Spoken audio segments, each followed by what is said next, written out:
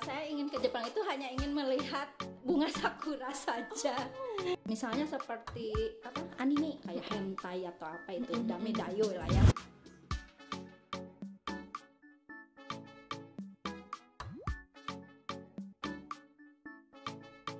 Assalamualaikum warahmatullahi wabarakatuh. Welcome back to Gapura Samakta Channel. Dalam bincang santai kali ini, kita kedatangan tamu dari jauh loh. Bela-belain dari jauh buat datang ke podcast ini. Siapa dia? Ini dia, Ibu Nur Hayati Hasana. Hai. Dari Jepang nih, jauh-jauh nih. Kenapa saya bilang beliau datang jauh-jauh dari Jepang? Karena beliau ini adalah pembina ekstrakurikuler bahasa Jepang di Samakta. Oke, kita akan bincang-bincang santai ya dengan Ibu. Yep. Ahaya gozaimasu Ibu. Hai, ohayo Sensei. Oh iya, gozaimasu. Sensei panggilannya ya kalau dalam bahasa Jepang. Tar. O genki desu ka? Hai, genki deh. Oke, sedikit-sedikit bisa lah ya nyapa dalam bahasa Jepang. Oke, Ibu kan pembina ekskul bahasa Jepang nih ya. Yap. Apakah sebelumnya Ibu pernah ke Jepang? Ke negara Doraemon ya, Bu ya? Waduh. Sudah lawas banget ya itu. Jadi tahun 99 saya ke sana 99. karena dapat Mombuso. Apa tuh, Mombuso Bu? itu adalah beasiswa ya. Seperti Hebat itu. sekali. Coba ceritakan dong, Bu, pengalaman Ibu kenapa bisa sampai ke Jepang gitu. Ini kan kayak buat motivasi juga nih buat siswa-siswa kita. Kalau misalnya mereka punya mimpi ya pasti bisa kan gitu. Pasti Coba banget. ceritakan, Bu. Jadi Penasaran. awal mulanya saya bisa ke Jepang sebetulnya adalah di pendidikan zaman kuliah ya. Nah, sebetulnya yang saya ingin bahasa Jepang itu targetnya tadi pergi ke Jepang. Jadi sebetulnya dari awal saya tidak suka bahasa Jepang. Tapi Hanya punya target ya. pengen Punya ke target ke Jepang. Jepang. Bagaimana Oke. saya bisa ke Jepang? Otomatis saya harus bisa bahasa Jepang. Seperti itu. Oke. Ibu gitu. kenapa pengen ke Jepang? Mau ngapain ketemu Doraemon? Nobita Shizuka. Intinya satu nih, jujur ya, saya ingin ke Jepang itu hanya ingin melihat bunga sakura saja. Jadi hanya satu bunga sakura. Nah setelah itu sebetulnya Jepang itu luas banget. Kita bisa lihat Fujiyama ya, gunung. Iya. Gunung. Kemudian ada beberapa tempat-tempat objek wisata yang mungkin tidak ada di Indonesia gitu. Sangat menarik ya, Bu ya. Menarik banget. Berarti itu pengalaman yang memang sangat-sangat berkesan ya untuk Ibu ya. Banget dah. Terus di sana ngapain aja, Bu? Di sana kita intinya adalah belajar karena dapatnya beasiswa belajar. Jadi 6 bulan di sana itu adalah belajar tentang bahasa Jepang. Jadi ketika itu kita difasilitasi oleh kerajaan ya, Wow. Sasakawa. Itu adalah kerajaan dari Jepang. Seperti itu. Jadi ke sana ya kita belajar. Cuman untuk fasilitas semuanya semua yang memfasilitasinya adalah pihak Jepang. Kita ke sana hanya membawa diri dan membawa otak. Seperti itu. Enak sekali ya, bener-bener jadi kayak dibayarin, udah disediain apapun gitu di sana. Jadi pulang pergi pun itu pesawatnya pun kita sudah dibiayain oleh mereka. Jadi selama 6 bulan itu kita berangkat, kita pulang kembali lagi ke Indonesia. Itu ya yang mengakomodasi adalah pihak Jepang. Seperti Seru banget ya, Bu ya. Itu syaratnya apa aja tuh? itu. Siapa tahu ada siswa kita nih yang tertarik gitu pengen juga ke sana gitu. Ya, sebetulnya untuk SMA sudah ada ya, Samakta juga sudah pernah ada salah satu siswanya dari eskul bahasa Jepang yang sudah dapat ke Jepang dan karena dari eskul ya mengikuti eskul bahasa Jepang. Kalau dulu Mombuso itu syaratnya adalah kita mengikuti tes yang diberikan oleh pihak Jepang. Ada tes lisan dan tulisan. Lolos pertama tes lisan, kita boleh masuk ke tes selanjutnya yaitu berupa wawancara bahasa Jepang. Dan bahasa Jepangnya pun itu adalah bahasa Jepang yang sudah kita ajarkan di kelas 10, 11, 12 yang jadi sudah otomatis dipelajari. ya yang sudah dipelajari seperti itu. Oh gitu ya. Dan siswa Samakta pun beberapa udah ada yang kesana ya Bu ya? Ya. Tapi kalau untuk mewakili Samakta baru satu ya. Cuma baru satu. ada beberapa alumni yang mengikuti, maksudnya ikut menjadi Program. mahasiswa ya program jadi mahasiswa bahasa Jepang. Itu mereka sekarang masih ada di Jepang. Seperti itu. Nah, jadi jangan takut untuk bermimpi. Kalian pun pasti bisa. Oke Bu, kalau misalnya selama ini ya menjadi pembina ekstrakurikuler bahasa Jepang, itu bagaimana sih Bu minat siswanya nih sejauh ini? Ya, minat siswa bahasa Jepang sebetulnya tuh banyak banget ya, terutama anak-anak kelas 10. Kenapa? Karena mereka berpikir bahasa Jepang ini adalah bahasa baru bagi mereka, dan mereka pun di SMP-nya itu sebetulnya sudah sangat antusias dengan bahasa Jepang, terutama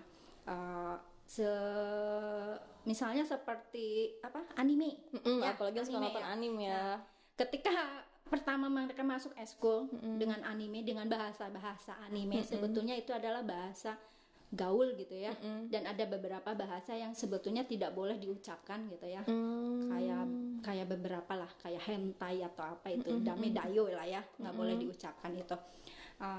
Nah, di eskul bahasa Jepang ini kita akan belajar yang namanya kosakata. Jadi di eskul dengan pembelajaran itu akan kita bedakan. Oh gitu. Kalau di pembelajaran itu kan kita belajar otomatis ya, yang sesuai dengan kurikulum. Tapi kalau untuk di ekskul kita tidak seperti itu. Mungkin yang diperbanyak adalah kayuannya atau percakapan. Oh, percakapan. Iya. Jadi ngelancarin gitu ya Bu ya, percakapannya. Dengan kebudayaan mungkin ya. Jadi saya hadirkan kebudayaan bahasa Jepang. Kebudayaan Jepang itu seperti apa? Oh iya. Memakai kimono, membuat takoyaki, sodo gitu kan? Sodo itu apa Bu? Ya, sodo apa ya?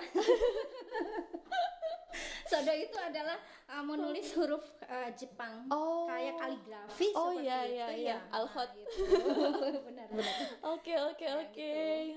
Berarti sangat menarik ya Bu ya. Jadi pengetahuan siswa tentang budaya Jepangnya itu bisa mereka dapat di ekskul bahasa Jepang ini. Oke. Terus berarti itu seputar materi-materi yang dipelajarinya ya Bu ya? Ya, untuk di eskul. Di eskul lebih dipertajam dari kebudayaan ya. Kebudayaannya. Beda dengan nanti pelajaran. Sama percakapan tadi. Ya. Terus ada lagi nggak Bu selain itu Bu, materi apa selain kebudayaan? Kita ada yang namanya menerjemahkan lagu. Anime, menonton anime, mereka mendengar ya. Nah, mereka mendengar anime tanpa subtitle gitu. Nanti mereka disuruh mencari di kamus apa yang mereka dengar.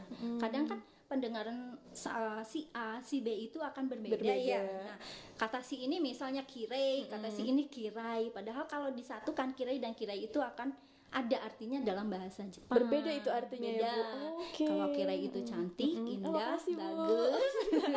Kalau kirai itu apa? Menjijikan. Bertolak belakang ya justru ya. Padahal kayak pelafalannya tuh hampir mirip. Iya, jadi yang dalam bahasa Jepang itu ada beberapa yang hampir mirip, tapi nanti di pronunciation-nya akan berbeda dan sangat berbeda arti juga. Oke. Oh ya Bu, ini apa namanya yang ada di pikiran saya aja sih Bu. Kalau misalnya di bahasa Jepang itu katanya orang Jepang nggak bisa bilang L ya. Jadi R gitu. L itu disebut dengan Indonesia ya. Kalau Indonesia cadel. R. Gitu. Kalau di sana L. Emang begitu ya Bu? Emang tidak ada huruf L itu eru dibacanya. Artinya adalah lab. Laboratorium. Iya. Seperti itu. Tapi aslinya orang Jepang kalau menyebutkan L juga sebetulnya R itu sebetulnya agak cadel, tapi R-nya di dalam. L gitu. Enggak R kayak orang Indonesia seperti itu. Memang lidah Jepang gitu kayaknya ya, nggak bisa. Ya, kayaknya seperti Oke. Berarti udah kodratnya dari sananya ya, orang Jepang mereka seperti itu. Dapatnya kayak gitu ya. Oke deh, kalau misalnya prestasi yang udah diraih nih Bu dari ekskul bahasa Jepangnya apa aja sih? Ya, kalau dilihat runtutan ya, karena saya baru 2013 jadi pembina. Kalau dari yang sebelum-sebelumnya dari Budini dan Eka Sensei, itu mereka pernah menjuarai role play nasional ya, juara ke-1. Kemudian speed contest tingkat nasional favorit. Kemudian pada tahun 2014 kalau tidak salah itu kita dapat juga speed contest provinsi Banten dan kemudian tingkat nasional di Bungkasai yang diadakan oleh pihak Jepang itu juara favorit. Kemudian ada JF Forum, JF Forum itu ya ini yang JF Forum ini yang mendobrak ekskul bahasa Jepang Samakta itu bisa go internasional. Artinya juara ke-1 se-Indonesia atas nama Julfi itu dia 2 minggu ke Jepang hadiahnya seperti itu. Wah, itu liburan Bu? Liburan bisa dikatakan liburan, tapi mereka sebetulnya diperkenalkan ini loh yang namanya TK, SD, SMP, SMA dan universitas yang ada di Jepang. Tetap aja ya judulnya ke Jepang gitu ya, tapi gratis gitu, nggak perlu mengeluarkan biaya sendiri. Yang dicari gratisnya. Keren.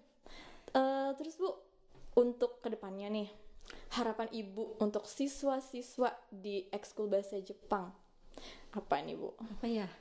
Terlalu banyak harapan saya. Nggak apa-apa Bu, berharaplah Bu, siapa tahu nanti satu-satu terlaksana ya kan. Harapan yang pertama itu ketika mereka di ekskul bahasa Jepang, otomatis mereka harapan saya itu bisa berbicara bahasa Jepang.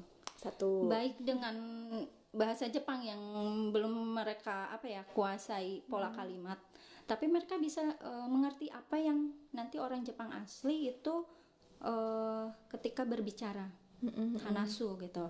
Kemudian yang kedua, harapan saya itu ada beberapa momen atau event yang mereka ikuti itu bisa juara, sehingga bisa mengharumkan nama Samakta kembali ya. Betul.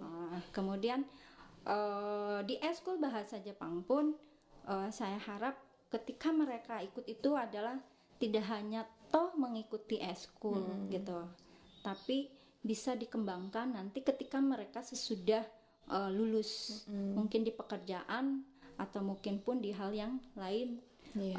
Yang memotivasi lah istilahnya ya. Karena ada beberapa, kalau di ekskul bahasa Jepang kadang saya sering meng-share ada beberapa beasiswa untuk SMA itu yang diberikan oleh pihak Jepang. Iya, jadi apa ya istilahnya di ekskul bahasa Jepang ini wadahnya lah ya gitu ya, wadah kalian kalau misalnya kalian mau tertarik untuk keluar negeri ini ke Jepang, kalian bisa ikutan ekskul bahasa Jepang, dan itu tuh nggak cuma mimpi gitu, kalian tuh bisa mewujudkannya karena udah ada buktinya juga gitu kan, siswa Samakta atau alumni Samakta yang pergi ke Jepang gitu. Oke deh Bu, sangat bermanfaat sekali podcast kali ini. Terima kasih banyak Ibu atas kehadirannya hari ini. Jangan lupa like, komen, subscribe, dan share video ini ya. Oke, bye bye. Assalamualaikum warahmatullahi wabarakatuh. Waalaikumsalam.